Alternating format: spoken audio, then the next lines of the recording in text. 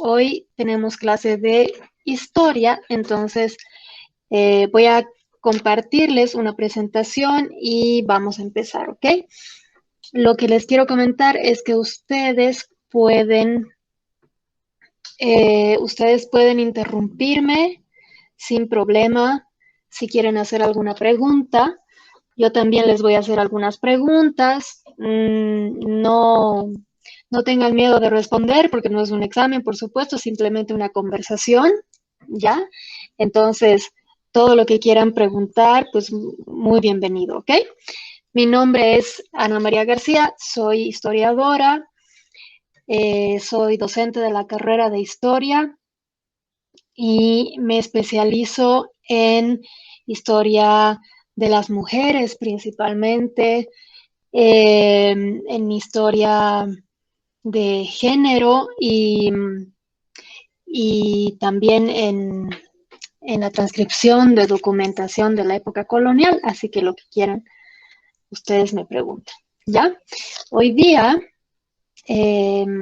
vamos a ver un tema, una temática que hemos denominado memorias de vida e historias de familia y de género.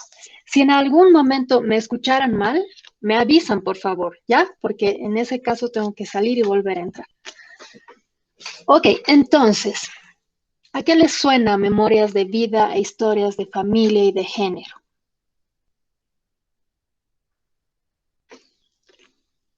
¿Creen que los historiadores pueden escribir sobre estos temas? ¿O quiénes escriben sobre estos temas?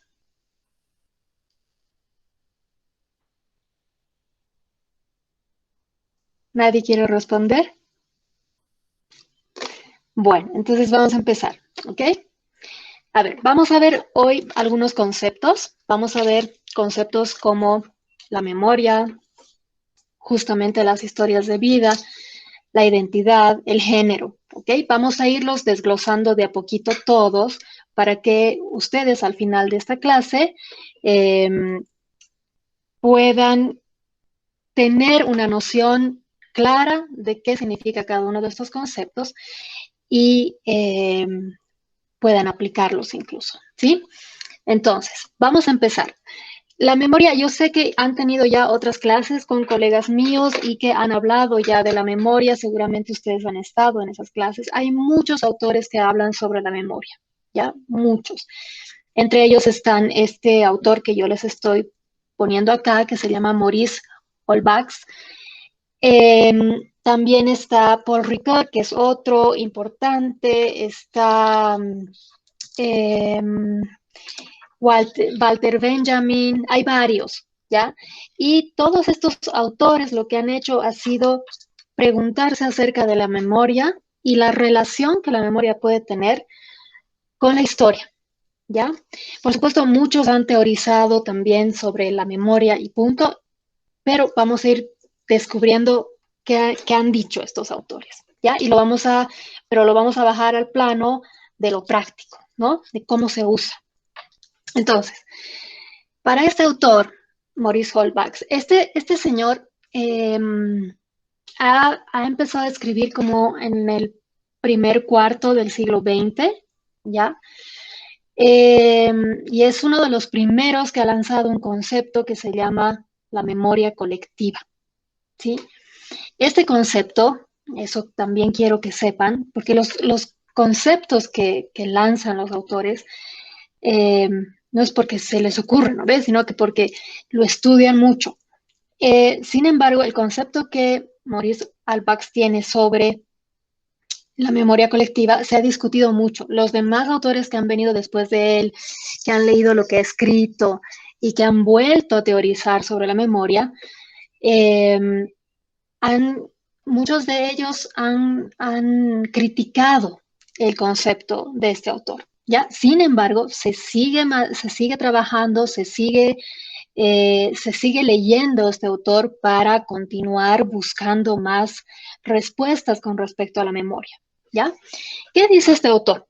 Este autor dice que, espérame, me voy a poner mi apuntador. Ya. ¿Qué dice este autor? Él dice que va a estudiar la memoria como las relaciones que tiene esta con la sociedad, ¿ya? Para Maurice Baxley, la memoria siempre está unida a algo, ¿ya? La memoria no es aquello que nosotros solitos recordamos, ¿sí? Muchos de nosotros pensaríamos que la memoria es eso que está dentro de nuestra mente y que recordamos individualmente, ¿no es cierto? Y esa es justamente, ese es el debate que hay entre varios autores sobre qué es la memoria. Pero él piensa que existe una memoria colectiva, ¿ya? Y esta memoria colectiva se puede, dice él, crear en referencia a la familia, a los grupos religiosos, a las clases sociales, o sea, que nosotros recordamos algo dependiendo de a qué familia pertenecemos, con qué familia nos hemos criado, ¿no es cierto? A qué grupo religioso pertenecemos o si no pertenecemos a ningún grupo religioso, ¿sí? Si es que estamos insertos en determinada clase social, ¿ya? Entonces vamos a recordar de distinta manera determinado hecho, ¿no es cierto? Entonces, por ejemplo, si digamos que nos vamos a la Revolución Francesa, ¿ya?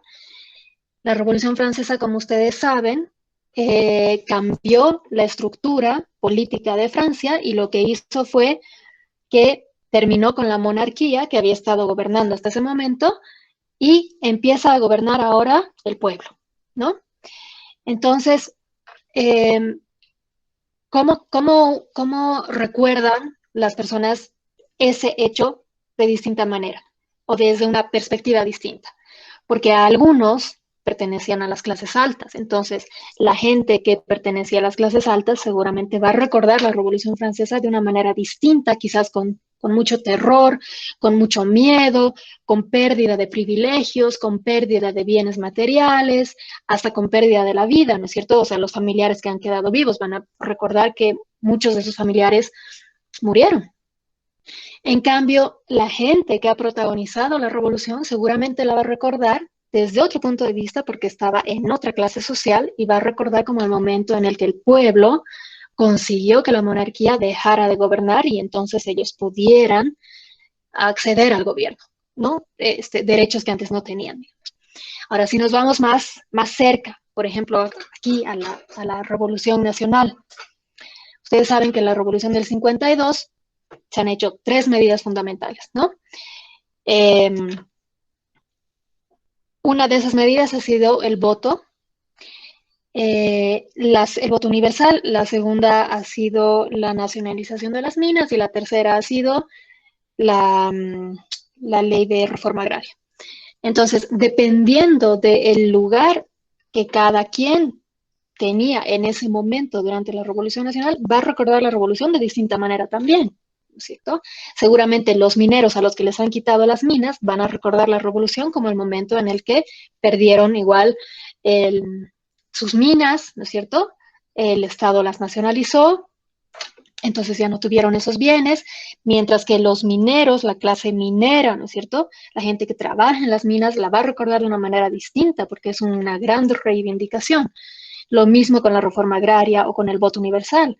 Las mujeres vamos a tener presente siempre que esa revolución nos ha dado el voto. Entonces, dependiendo del lugar que uno tenga en la sociedad o en la religión o en la familia, como dice este autor, nuestra memoria es colectiva, o sea, porque la recordamos dependiendo de con quiénes hemos estado en ese momento y cómo la recordamos, ¿no? Además, piensa que siempre la memoria, o sea, la memoria nos falla a veces, ¿no es cierto? A veces si ustedes alguna vez se han puesto a recordar algo con su familia, por ejemplo, algunos van a recordar un mismo hecho de una manera y los otros de otra. ¿Por qué sucede eso? Porque a veces uno recuerda algo cuando era muy chiquito, entonces tienes una distorsión en la memoria. A veces no recuerdas exactamente lo que puede recordar tu mamá o lo que puede recordar tu papá, quizás, ¿no?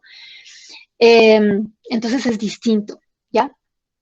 Eh, y además, dice este autor, no solamente recordamos o nuestra memoria funciona de acuerdo a con quién estamos, sino también, dice, a estos aspectos él le llama cuadros, ¿ya? El cuadro de la familia, el cuadro de la religión, pero él dice también tiene que ver con el cuadro espacial, el tiempo, el lenguaje, me ha faltado una N ahí, es el lenguaje, ¿ok? Entonces, dependiendo de todo eso, también vas a recordar de manera distinta, ¿sí? Pero vas a recordar de manera distinta al otro siempre que, siempre compartiendo, ¿no? Y eso es lo que decía, para eso iba el ejemplo que les daba hace un ratito. Lo que pasa es que nosotros a veces recordamos algo, pero también a veces necesitamos que otra persona u otras personas nos digan, no, ha pasado de esta otra manera, no estás recordando bien, ¿no es cierto? Entonces, que tú estabas en la otra esquina y entonces no has visto bien, ¿ok? Entonces, eh, la memoria también nos puede fallar, ¿no es cierto? Pero en todo caso, lo que les quiero decir es que para este autor la memoria es colectiva, ¿ya? Siempre vamos a tener una memoria colectiva, según él, porque siempre vamos a recordar algo eh, mientras estamos siendo parte de un cuadro más grande, ¿sí?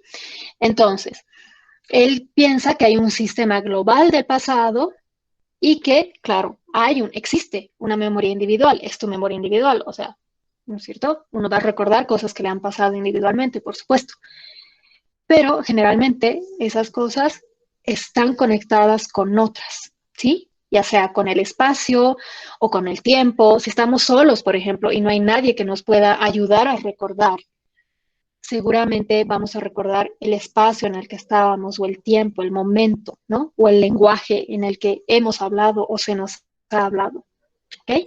Entonces, eso simplemente para que ustedes lo tengan así como un poco claro, ¿ya? Si tienen preguntas, ya saben, cualquier cosa que no entiendan o que quieran preguntar o que quieran comentar, me dicen, ¿ya? ¿Qué piensa él? Como vamos a hablar de familia, por eso he tocado a este autor, porque él trabaja también esta parte de la memoria y la familia, ¿ya? Eh, ¿Qué piensa él del marco de la familia? ¿Qué es tan importante eso que nos dice que recordamos o tenemos memoria siempre que estamos en un marco familiar, ¿no? Él piensa que nuestra memoria se articula, como dice aquí, dependiendo de a qué familia pertenecemos, ¿ya? Entonces, por supuesto, ustedes van a tener un recuerdo distinto, seguramente, de cómo ha sido el primer día de clases, ¿verdad? En la escuela, en el colegio, en el preescolar, donde sea, porque ustedes han vivido seguramente eso en familia, pero su compañero, a pesar de que han tenido ustedes compañeros el mismo día de clases, va a recordarlo distinto porque también lo ha vivido en su familia, ¿no? Entonces tal vez a uno lo han preparado, lo han llevado, lo han peinado bonito, lo han ido, lo han dejado. Y tal vez al otro lo mismo, pero además han ido y no, el papá no se ha querido ir y se ha quedado para ver cómo estaba su hijito y no quería dejarlo, qué sé yo, ¿entienden? Entonces hay un marco distinto de recuerdo. Y claro, por supuesto, ese marco tiene que ver también con la posición social que esa familia tiene en determinado momento. ¿Ya? ¿Qué criterios se usan para el recuerdo o la memoria familiar? Tiene que ver con un nombre, ¿no es cierto? A esto se le llama el criterio genealógico. La genealogía es una ciencia que estudia a los antepasados, ¿sí? Entonces va viendo las líneas de antepasados que tenemos. Por eso aquí tienen un árbol genealógico. No sé si alguna vez seguramente ustedes en el colegio les han pedido que hagan un árbol genealógico, ¿no es cierto? Entonces uno va a la casa y empieza a preguntar a sus papás, ¿no? ¿Cómo se llamaba el abuelo, la abuela y los papás de los abuelos y demás, ¿no? Y entonces empieza a crecer el árbol familiar, ¿verdad? Y la familia, o sea, uno encuentra que la familia era grande, ¿no? Pero además, el concepto de familia de hoy en día es distinto al concepto de familia que se tenía antes. Antes, el concepto de familia involucraba a los abuelitos, a los tíos, a los primos, o sea, a una gran familia, ¿ya? Y generalmente esa gran familia tenía lo que se llama un paterfamilias, que es el padre, pero es el que manda, ¿ya? Es el que tiene los recursos económicos como para ordenar la familia, ¿sí? Entonces muchas otras personas dependen de él, no solamente los hijos y, o sea, que es la familia nuclear que conocemos hoy en día, ¿no es cierto? Porque hoy en día los hijos dependen de la mamá y del papá. Antes dependían de esta sola persona, todos, primos, tíos, nietos, todos, ¿ya? Pero bueno, va cambiando. Entonces, ¿cómo se ordena esto? En relación al nombre. Por eso todos llevamos un apellido, ¿sí? Y a veces, si ustedes han visto, hay familias que también ponen el mismo nombre, ¿no es cierto? Es una tradición familiar. Entonces, si nace un niño varón, por ejemplo, lleva el mismo nombre que llevó el bisabuelo, el abuelo, el papá y luego él, ¿no? Pero generalmente lo que hacemos es que relacionamos la familia con un nombre en específico, generalmente es el apellido, ¿sí? Entonces, eh, este autor dice que somos en cuanto nos identificamos y adquirimos conciencia, ¿ya? Entonces, somos alguien en cuanto podemos reconstruir nuestra memoria familiar, ¿ya? Podemos reconstruir esa memoria que viene desde toda nuestra familia. Hay casos en la historia eh, que, son, que son muy duros, especialmente ocurrieron en las dictaduras, ¿no? O también ocurren en las épocas de guerra. Por ejemplo, en las dictaduras que hubo en Chile, en la Argentina principalmente, muchos niños eh, fueron separados de sus madres biológicas y nunca se enteraron hasta ahora, ¿no?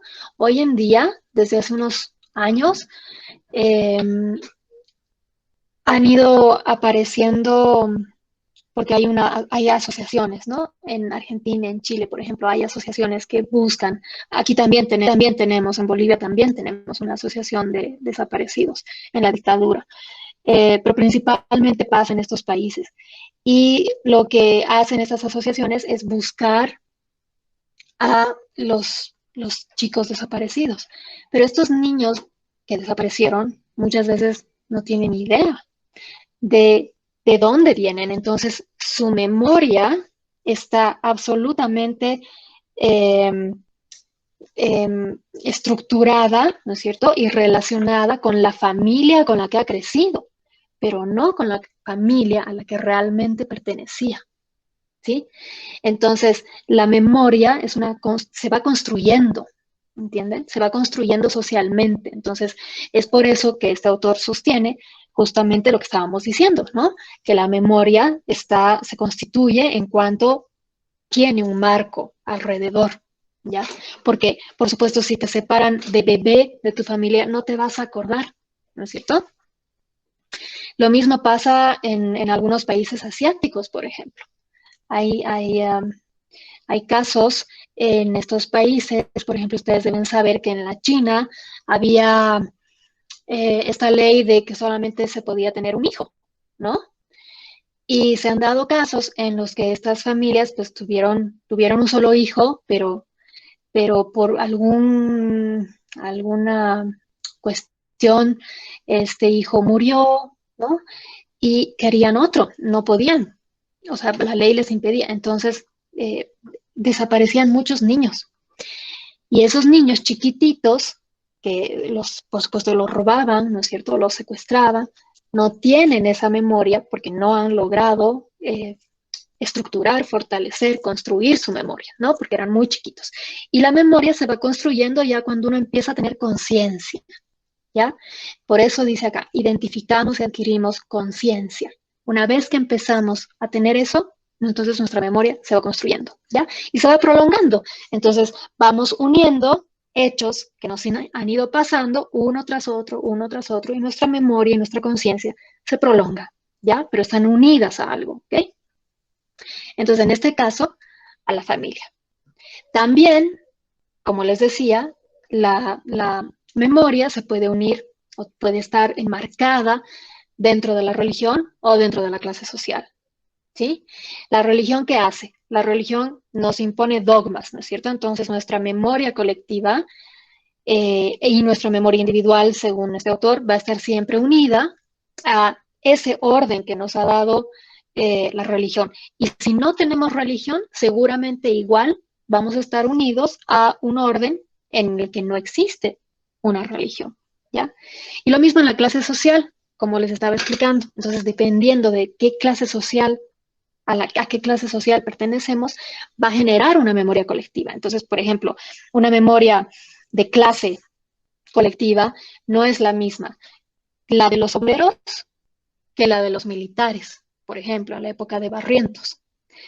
No es la misma, la memoria colectiva no va a ser la misma eh, de los campesinos, ¿no? En la Revolución China, por ejemplo, no va a ser la misma a la de los nobles que tuvieron que salir de China, ¿no? Entonces, esto se convierte en el soporte de nuestra memoria, ¿ya? Y otra cosa muy interesante que dicen estos, bueno, que dice Albax y también otro autor que les voy a comentar ahorita, es que la memoria y la historia no son lo mismo. Entonces, eso sí hay que tenerlo muy claro, ¿ya? La memoria es todo esto que les he ido comentando, ¿no es cierto? Esa sucesión de recuerdos que uno va a ir estructurando y se van a ir uniendo hasta formar una conciencia y que sea una memoria individual o colectiva. Y la historia es otra cosa, ¿no es cierto? La historia es la ciencia que estudia los hechos pasados. La historia, como dice Ricoeur, que es otro autor, es la que recurre a la memoria, pero no es lo mismo, ¿no? La historia y la memoria no son lo mismo. La historia recurre a la memoria como una herramienta de la que se puede servir para escribir los hechos históricos, pero no son lo mismo, ¿ya? Entonces, ¿qué pasa? Si nosotros queremos escribir la historia de nuestra familia o queremos escribir una biografía, vamos a basarnos seguramente en la memoria, porque es necesario, ¿no? Para escribir este tipo de historias. Pero también nos vamos a servir de otro tipo de documentos y eso es lo que vamos a ver ahora. ¿Alguien tiene alguna pregunta hasta este momento?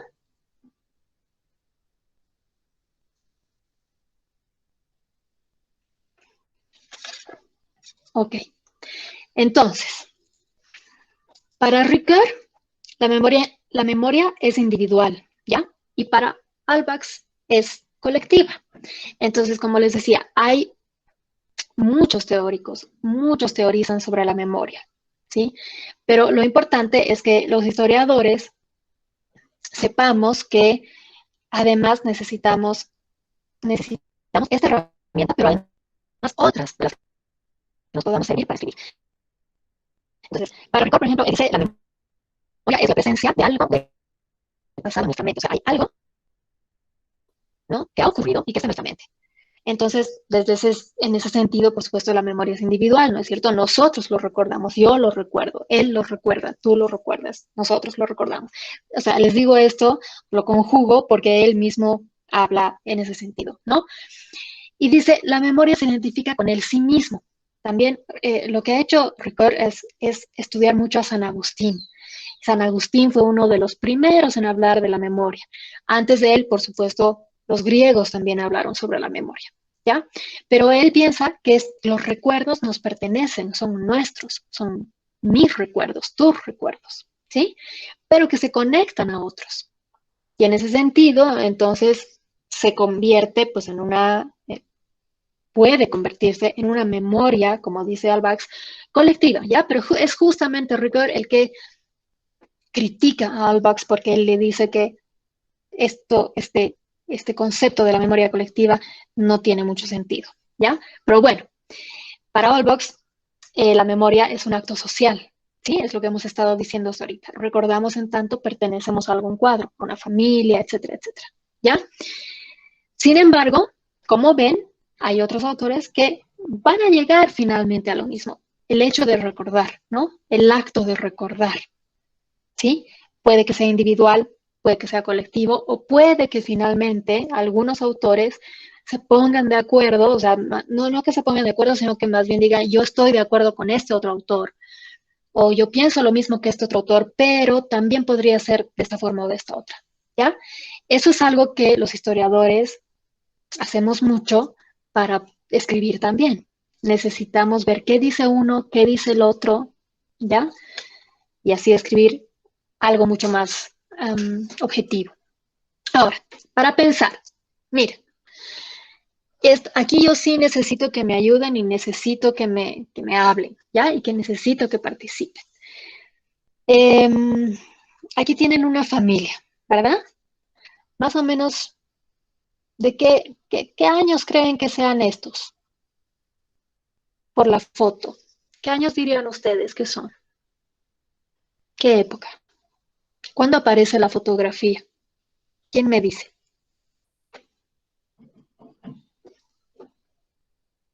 Tal vez el 52, no sé. Se me viene eso. Ya, bien, por la ropa puede ser, ¿no es cierto? Quizás los años 40, 30, por ahí. Por la ropa aparece, ¿verdad? Y la foto también. La fotografía aparece como a fines de mediados del siglo XIX y va mejorando mucho a fines del XIX. Y ya, como sabemos después, ¿no? Tenemos ya fotos de verdad, sí, bien. Eh, Ahora miren, para pensar, ¿qué creen ustedes? ¿Cómo recuerdan? ¿Cómo recuerdan ustedes? Cuando les pregunto cómo recuerdan, me refiero a, ¿recuerdan en, como decía este autor, así dentro de un grupo o sus recuerdos son más bien individuales? Si ustedes se ponen a recordar algo que haya pasado en sus familias, piensan que lo van a recordar siempre unido a esa familia o podrían ser recuerdos individuales. ¿Cómo creen que lo recuerdan? ¿Creen que sus hermanos recordarían distinto un mismo hecho? ¿Qué piensan?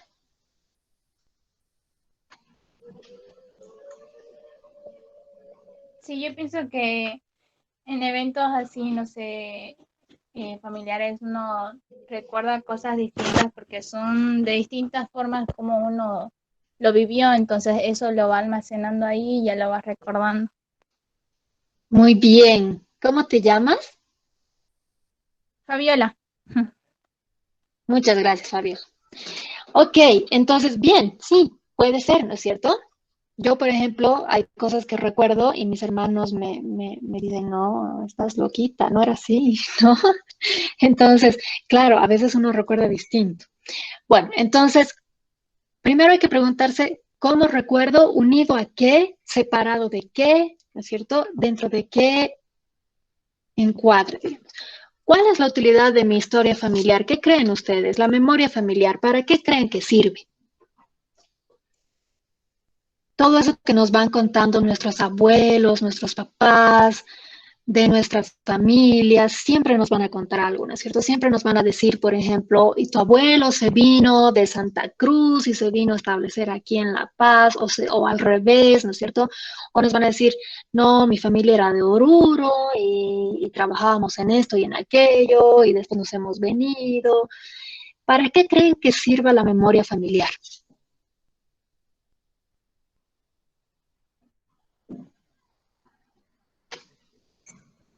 ¿Nadie?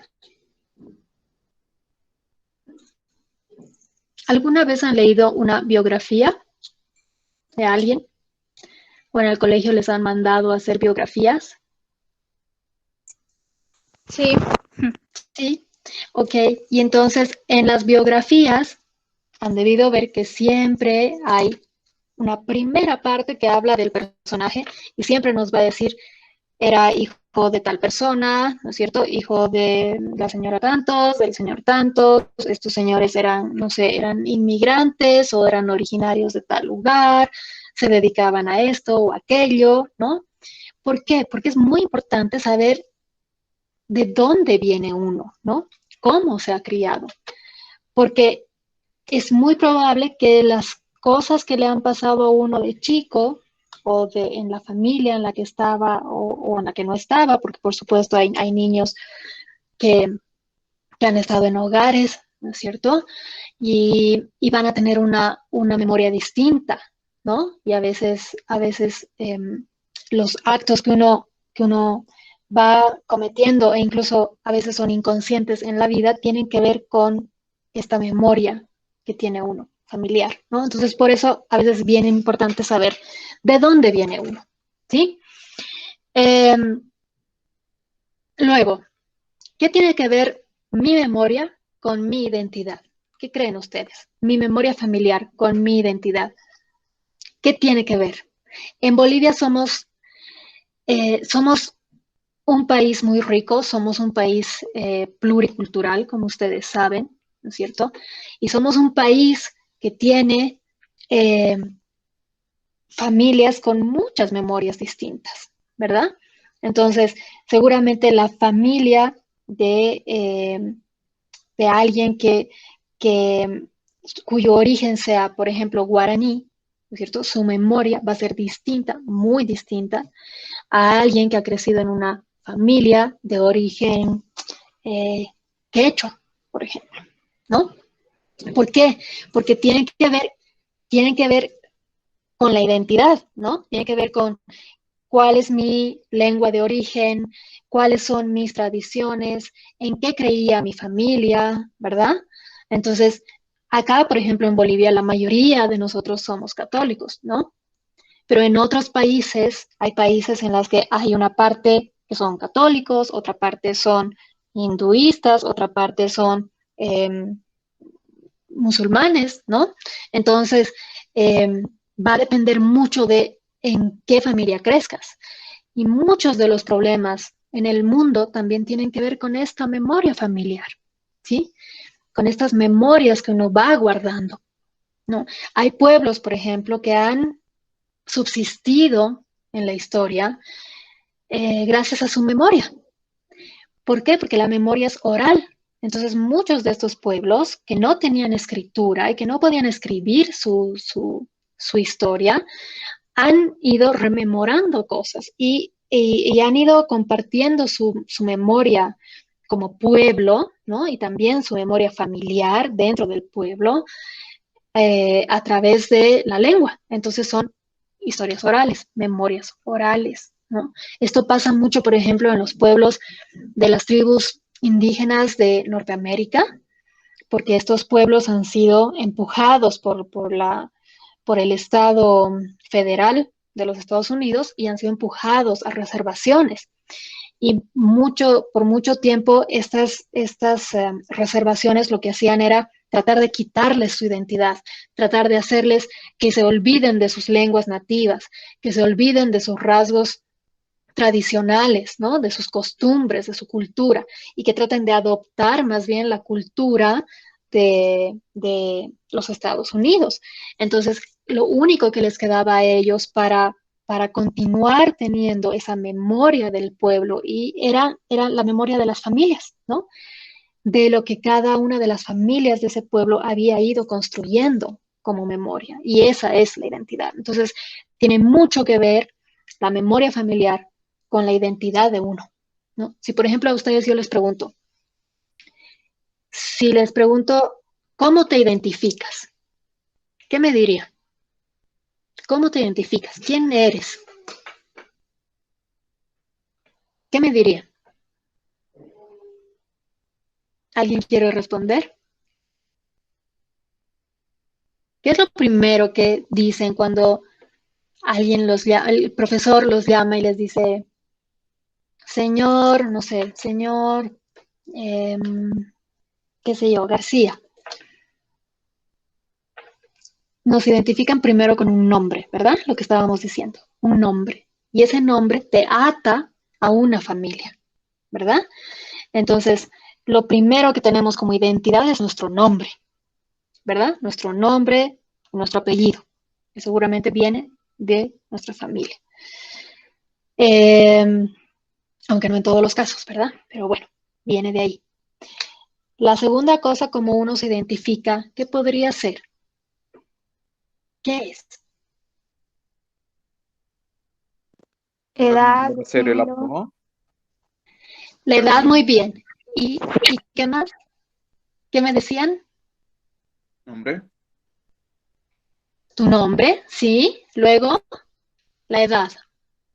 Después, si uno es el Género. género, exacto, el género, ¿verdad? Muy bien. Entonces, esa es nuestra identidad, ¿no es cierto? Nuestra primera identidad, ¿no? Ahora, en el género, ustedes saben que hoy en día hay muchos tipos de género, ¿verdad? Pero bueno, en general tenemos el género femenino y el género masculino.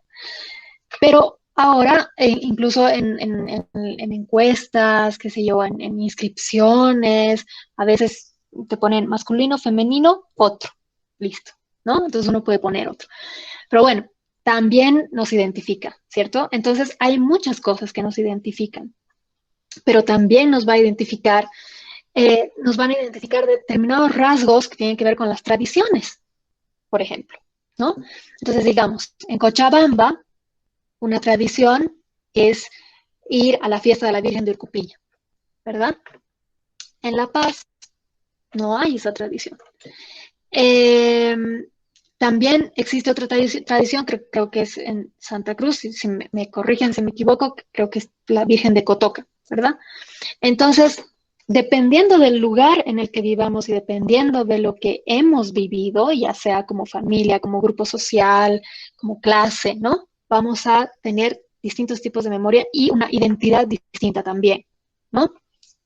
Entonces, ¿quién, lo que les decía hace un ratito, quién puede escribir sobre mí o sobre mi familia? ¿Quién creen que sea la persona más idónea para escribir sobre ustedes? ¿Ustedes mismos? ¿O su mamá, su papá, su familia? ¿O quién sería la persona más idónea para escribir sobre su familia? ¿Qué piensan ustedes? Yo pienso que para escribir sobre, digamos, mi persona, la persona más adecuada sería yo, porque Ujú. va a ser como yo lo viví, porque si otra persona lo va a escribir, va a ser como lo interpretó lo que yo viví. Entonces no sería como algo original, ella ya pondría su punto de vista, pero tal vez no sería lo real, lo que yo viví, digamos. Ajá, excelente, muy bien, muy bien.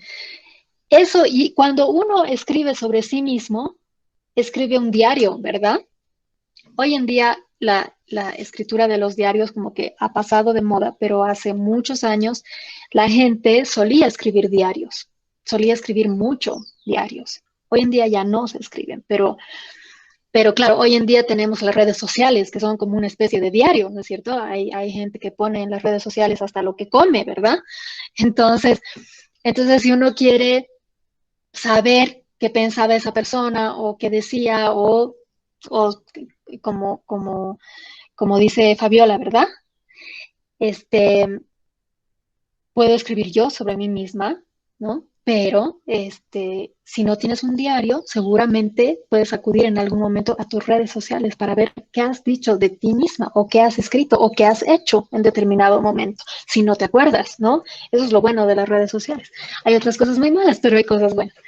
Bueno, entonces también en ese sentido, según lo que dice Fabiola, este, también sería bueno que alguien de la familia, también del círculo, escriba sobre nuestra propia familia, ¿verdad? Pero, ¿qué ocurre cuando nadie ha escrito sobre la familia? Cuando nadie ha escrito sobre uno mismo. Y de pronto esa persona o una persona de la familia se ha vuelto famosa y el mundo quiere saber quién era esa persona. En ese caso hay que recurrir a gente que está especializada en escribir sobre las familias o sobre las personas, ¿no? A eso es a lo que se le llaman historias de vida, ¿ya? Las historias de vida o las historias de familia, a las historias de vida también se le llaman biografías, ¿ok? ¿Y qué hacen las historias de vida? ¿Qué hacen las historias de familia? Reconstruyen nuestras identidades, reconstruyen quiénes somos, quiénes hemos sido, pero hay algo muy importante que hay que tocar aquí. Y bueno, en general en la historia es, eh, es, hay que tener mucho cuidado con esto, ¿no? Y es el sesgo, ¿no? Es decir, por ejemplo, si yo misma escribo mi biografía, seguramente voy a mostrar lo que yo quiero mostrar y voy a silenciar o voy a ocultar aquello que no quiero que se sepa. O voy a decir las cosas como yo pienso que han ocurrido, pero no voy a poner la perspectiva de otra persona que quizás tiene otra perspectiva, ¿no es cierto? Entonces, ahí corremos un riesgo. Pero bueno, les voy a dar algunos ejemplos de historias de vida y de historias de familia, porque se nos está yendo rápido, muy rápido el tiempo, pero vamos a alcanzar. Eh, Esta es una historia de vida. ¿Saben quién era Domitila Chungara? ¿Alguna vez han escuchado? ¿Les han hablado de ella? Si no me equivoco, era la esposa de un minero que luchó por los derechos de las personas que trabajaban en minería como mujeres y hombres. Muy bien, excelente. Ya, Domitila Chungara fue una mujer que vivía ella en la década de los 60 en las minas, ¿ya? Vivía en la mina del siglo XX. Y claro, la época de los 60 en nuestro país fue de mucha convulsión, tiene que ver con muchas cosas que también estaban pasando en el mundo. Llegó a nuestro país el Che Guevara, como saben, el ejército terminó con la guerrilla del Che Guevara, nuestro ejército nacional. Y el ejército en esa época gobernaba René Barrientos en nuestro país. Y Domitila Chungara, como bien has dicho, era esposa de un trabajador de las minas, ¿no? Y las minas, antes de la revolución, como ustedes saben, estaban en manos de los tres varones del estaño, ¿cierto? Termina, o sea, viene la revolución y la revolución nacionaliza esas minas y las pasa a las manos del Estado. Y los mineros que trabajaban para los varones del estaño pasan a trabajar para el Estado, ¿no? Pero obviamente se supone que habían más ventajas y demás, ¿no? Sin embargo, fue una época dura porque nos tuvimos que acostumbrar a que toda esa minería que antes dependía de una persona que traía los técnicos, los ingenieros, las maquinarias, etcétera, etcétera, ahora tenía que depender del Estado y el Estado tenía que hacerse cargo de todo eso, entonces era difícil. Y en esa época también empezaron a llegar, bueno, mucho antes igual, otras ideas, ideologías políticas, ¿no? Y se consideraba en la época de Barrientos que los obreros tenían una ideología de corte izquierdista. Entonces los obreros y los mineros no se llevaban bien con Barrientos, con el presidente. En cambio, los campesinos sí tenían una muy buena relación con el presidente. Entonces, ¿qué pasaba en esa época? Había mucha persecución. Y cuando llegó el Che Guevara, cuando llega el Che a nuestro país, se considera que muchos mineros lo apoyaban. Entonces, Domitila Chungara empieza a ser perseguida en esa época, ¿ya? Y bueno, después de muchas luchas y muchas cosas, ella también fue a representar a las mujeres de nuestro país en las conferencias de esa época, que eran las primeras conferencias que se estaban llevando a cabo en el mundo, que eran conferencias feministas, ¿ya? Porque justamente coincide con esa época, en los años 70, 60, 70, coincide con que las mujeres arman estos grupos feministas y empiezan a discutir cuestiones relacionadas con las mujeres y con el género, ¿ya? Y Domitila Chungara va y habla ahí. Y a ella le van a tocar la presidencia de Barrientos, la presidencia de Banzer, que van a ser dictaduras, ¿no? Y la van a perseguir, la van a perseguir, la van a apresar, la van a torturar y de todo. Entonces, cuando ella estuvo en México, en uno de esos viajes, una periodista que se llama, como ven acá, Moema Visser, una escritora, le empieza a hacer unas entrevistas. Empieza a hacer entrevistas y escribe un libro, que es este libro que están viendo ustedes acá, que se llama Si me permiten hablar. Y es justamente todo un discurso que ella dio en uno de esos viajes y empezó a contar que aquí, en, en, en donde ella vivía, en las minas, las decisiones se tomaban en pareja, ¿no? No era, las mujeres no estaban peleadas con los hombres, porque en ese momento las feministas pues estaban muy peleadas con los hombres. Pero aquí no. Aquí las cosas se decidían en pareja y se luchaba en pareja y demás. Entonces fue un impacto para todo el mundo. Y por eso esta periodista escribió la historia de vida de Domitila Chungara, y bueno, ya esta historia de vida se hizo hasta el 77 y el 77 todavía no había caído Banzer, ¿ya? Se publicó el libro y fue un éxito total, se, se publicó en varios idiomas, ¿sí? Pero esta periodista se basó en qué cosas? En, por ejemplo, entrevistas, ¿ya? Le hizo, por supuesto, una entrevista a ella y también se basó en todas las conferencias que había dado Domitila Chungara, en todo lo que ella decía, y entonces así pudo reconstruir la vida de Domitila Chungara. Y esa es una historia de vida, es una biografía, ¿sí? Y ya cuando vuelve ella a Bolivia y va a ser esa de presidente, ya para el año 77, 4 mujeres mineras se pusieron en huelga porque Banzer había apresado a muchos dirigentes y demás de las minas, se pusieron en huelga para que los soltaran y luego fue Domitila Chungara a apoyarlas, a ayudarlas y luego se fueron sumando más y más y más y más mujeres y otras personas también y demás. Entonces eso fue parte de la caída de Banzer del poder, ¿no? Entonces eso es para que tengan una idea de qué es una historia de vida, es un ejemplo simplemente, ¿ya?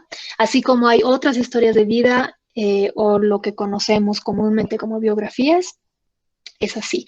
Y cómo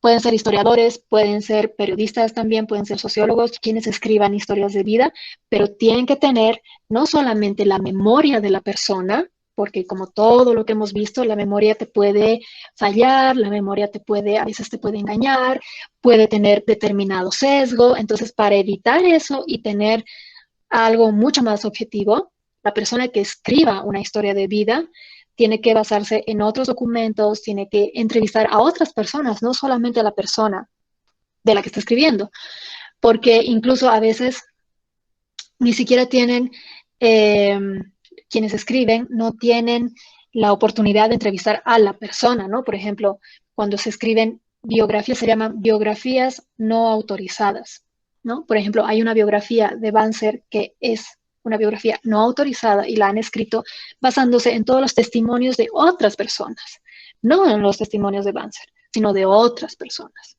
¿ya? Entonces puede ocurrir eso cuando todavía está viva la persona o puede ocurrir cuando ya ha muerto, que obviamente no hay posibilidad de conversar con esa persona, pero si ha dejado un diario o ha dejado cosas escritas, es mucho más fácil, ¿no? O si es una persona que ha participado en conferencias y ha hablado y ha dicho cosas que cree, entonces es mucho más fácil. O si puede uno comunicarse con sus familiares y preguntar, ¿no es cierto?, cómo era, a qué se dedicaba, qué le gustaba hacer cuando era chico, ¿no? O cómo entra a determinada carrera o no, entonces es más fácil.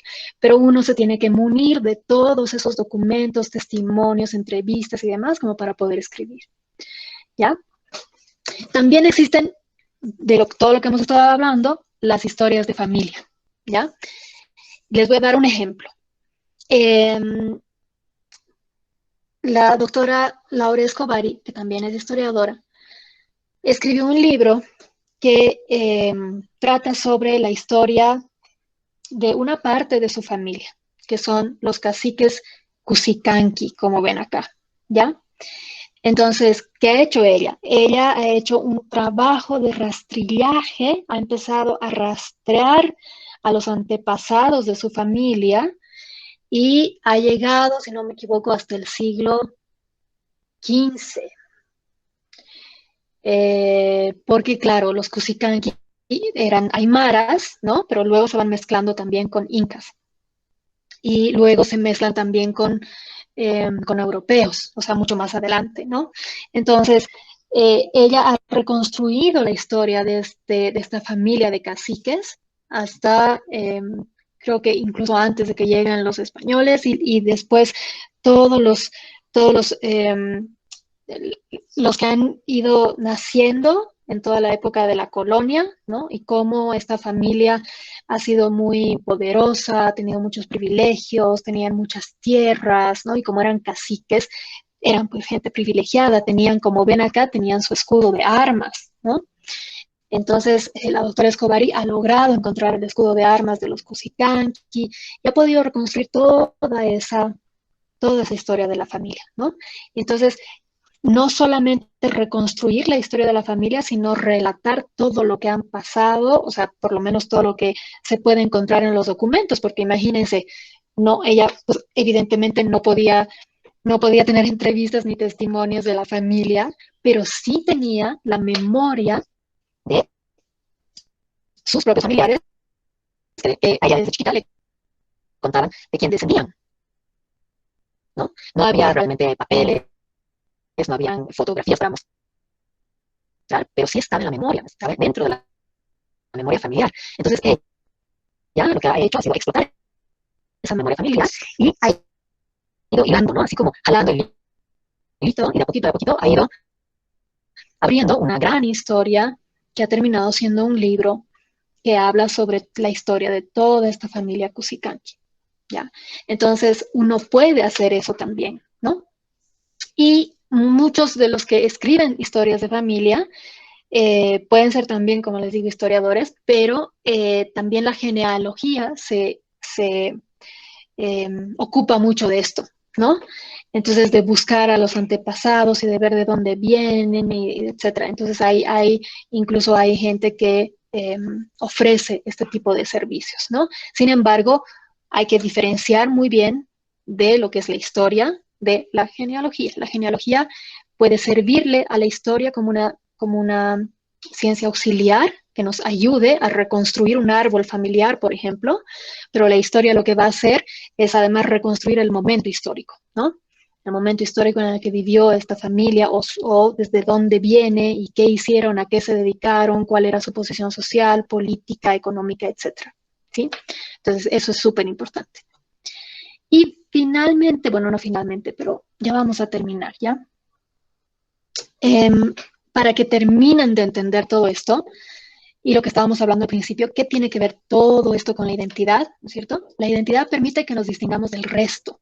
Entonces, las historias de familia, las historias de vida, permiten que distingamos a alguien del común, ¿no? La identidad es esta concepción, lo que estábamos hablando hace un ratito, ¿se acuerdan? Que tenemos de nosotros mismos, ya sea individual o sea colectivamente, ¿no? Nos identificamos de acuerdo a de qué familia provenimos o de qué colegio en qué colegio estamos o en qué universidad estamos, ¿ya? Entonces, siempre va a depender de eso. Y como hemos visto, nuestra memoria también va a depender de eso, ¿no? Esto es bien interesante, pero creo que ya no me da el tiempo para explicárselos. Nos miramos en los otros quiere decir que nosotros también tenemos una identidad dependiendo de con quién nos comparamos, ¿sí? Pero bueno, esto es muy amplio como para que lo podamos explicar ahora. Entonces, aquí vienen estas preguntas que, bueno, que ya le hemos respondido. ¿Cómo nos identificamos? ¿Qué es la identidad nacional? ¿Qué es la identidad cultural? Que tiene que ver mucho con esto, ¿no? Nosotros tenemos una identidad nacional. La identidad nacional siempre tiene que ver eh, con nuestra historia general, ¿no es cierto? Todos los bolivianos tenemos una historia, pero dentro de los bolivianos, los grupos étnicos tienen otra historia. Los guaraníes tienen una, los ayoreos tienen otra, los aymaras tienen otra, los mestizos tienen otra, ¿no? Pero en general tenemos una sola historia. La identidad nacional también tiene que ver con la religión eh, que profesa el Estado nacional, tiene que ver con la lengua, la principal lengua o las lenguas que se hablen en la nación, tiene que ver con la cultura, ¿no? Y la identidad cultural tiene mucho más que ver, o sea, es muy parecida a la nacional, pero tiene mucho más que ver con las tradiciones, con dónde hemos crecido, ¿no? Lo que estábamos diciendo de las etnias, por ejemplo, ¿ya? Porque cada quien va a tener, por ejemplo, los cruceños van a tener distintas tradiciones, por ejemplo, culinarias, ¿no? O de música, que los que vivimos en el occidente, ¿verdad? Entonces, en eso se diferencian, pero también se relacionan. ¿Okay? Entonces, fíjense que todo esto de la historia de las familias, la historia de las historias individuales, las historias de vida, tienen mucho que ver con nuestra identidad y por eso son importantes. Las historias de género, ¿qué son?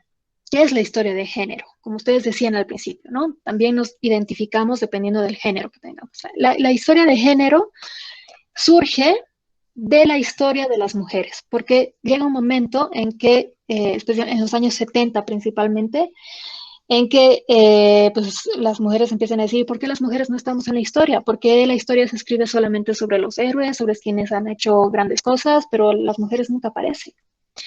Y entonces nos damos cuenta que la historia es es un relato que tiene a una parte del mundo, de la población del mundo, pero a la otra no. Es como que se la ha ignorado. Y entonces se empieza a escribir sobre la historia de las mujeres y entonces se empieza a rescatar a mujeres que hayan sido fuertes en la historia, que hayan tenido un rol fundamental.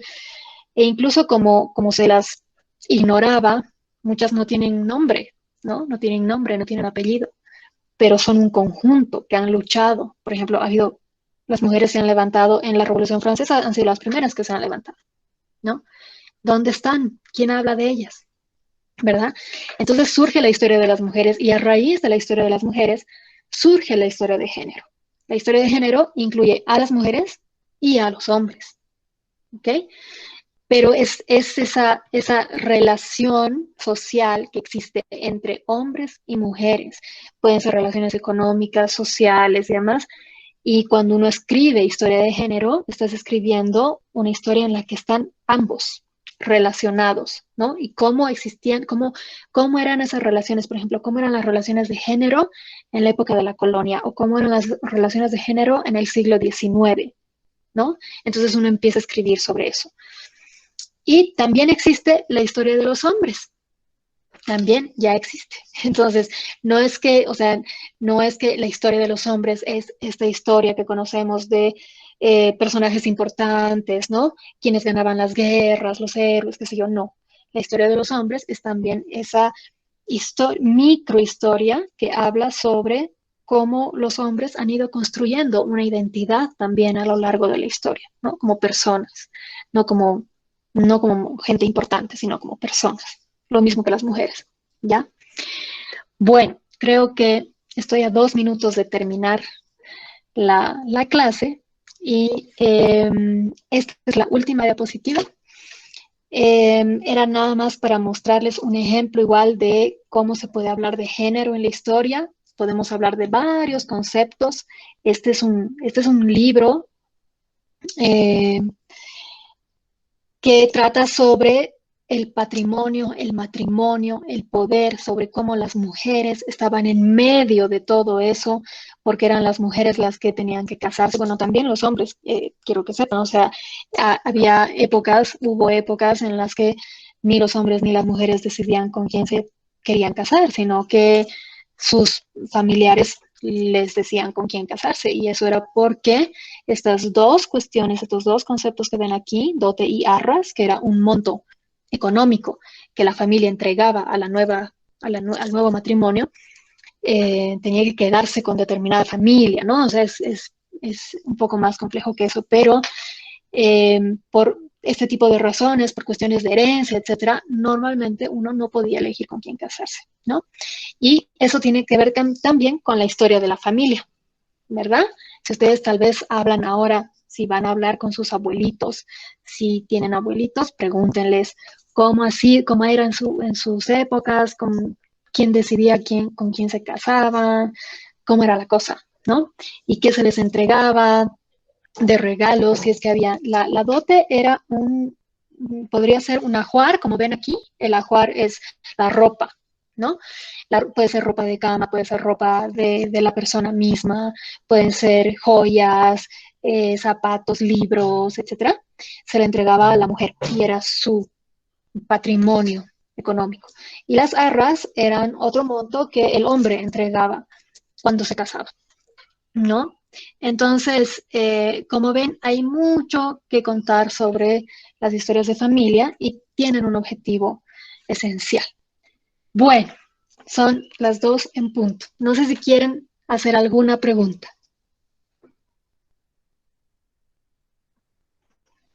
o algo que no les haya quedado claro. Dime. Yo quería preguntar quiénes eran los de las fotos en las diapositivas. Ah, ya. Estas, a ver, esta, bueno, esta no es una foto, por supuesto, es una pintura, ¿no? Viene de un cuadro que es mucho más grande, que representa el matrimonio de una ñusta con un español, ¿ya? Estas otras fotos, a ver, espérenme, que hemos visto. eh, bueno, Domitila Chungara, ustedes saben quién era, ya les he dicho. Y estas otras fotos que hemos visto no tienen, no tienen un nombre y apellido, no se sabe quiénes eran, porque son fotografías que pertenecen al archivo de algunos fotógrafos, de los primeros fotógrafos de la ciudad de La Paz, pero que no registraron quiénes eran las personas que estaban en las fotografías, ¿no? Evidentemente, esta es una hermosa familia, pero no, el archivo no nos dice quiénes eran estas personas. Pero fíjense qué bonita tu pregunta porque ahí empieza, ¿no? Ahí empieza. Hay muchos investigadores que han empezado haciendo investigación a raíz de una fotografía y tratando de averiguar de dónde vienen esas personas, quiénes eran, ¿no?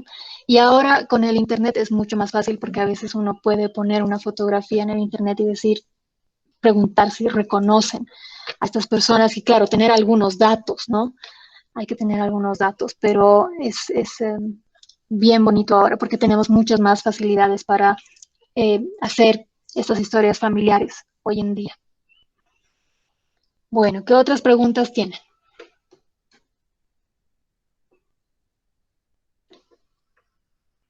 ¿Nada más?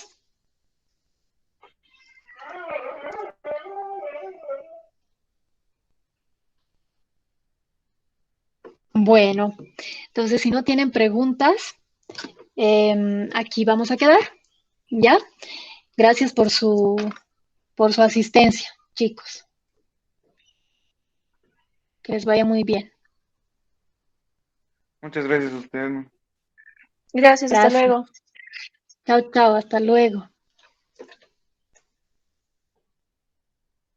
Muchas gracias por la exposición. Hasta De luego. nada, un gusto. Chao, chao. Muchas gracias por dedicarnos de su tiempo. Hasta luego. A ustedes, gracias.